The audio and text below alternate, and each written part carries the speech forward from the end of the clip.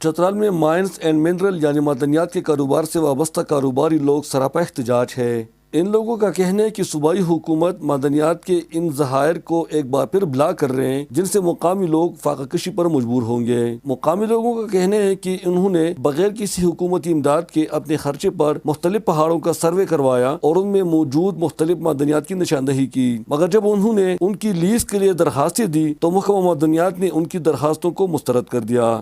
یہاں پہ جو ہماری محکمہ معدنیات ہے، یہ جیولوجیکل سروے آف پاکستان کے ساتھ مل کر 324 ملین کی لاگت سے معدنیات کی نشاندہی کے لیے پورے صوبے میں ایک سروے کنڈکٹ کر رہی ہے، اور اس کے لیے خطیر رقم انہوں نے 324 ملین مختص کیا ہوا ہے، جبکہ یہی کام بلاک ایریاز کے اوپن ہونے کے بعد چترال کے مقامی باشندوں نے اپنی جان جوکھم میں ڈال کر معدنیات کی نشاندہی کی تھی، اور اس کے بعد لیزوں کے لیے قانونی طریقے سے فیسیں جمع کرنے کے بعد اپلائی کیا تھا۔ معدنیات کے کاروباری حضرات کا کہنا ہے کہ حکومت ان کی دریافت کردہ معدنیات کی لیز اپنے من پسند لوگوں کو دینا چاہتی ہے، جو سراسر ظلم ہے۔ اس صنعت سے وابستہ دکاندار اور مزدور طبقہ بھی حکومت کے اس فیصلے پر نہایت مایوس ہے۔ اگر حکومت نے یہ بلاک بند کر دیا اور یہ آزاد نہ کیا تو ہمیں مجبوراً یہاں پہ بیکار بے روزگار بیٹھنے کی بجائے ستار بجانا پڑے گا۔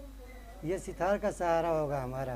یہ لوگ وزیر اعظم پاکستان اور وزیر اعلیٰ خیبر پختونخوا سے مطالبہ کرتے ہیں کہ چترال میں موجود معدنیات کی لیز مقامی لوگوں کو جاری کیا جائے تاکہ ان کے بچے فاقہ کشی کے شکار نہ ہو، کیونکہ ان ذخائر پر ان کا اخلاقی اور قانونی حق بنتا ہے۔ Ghulam Farooqui, Hunza T V, Chitral.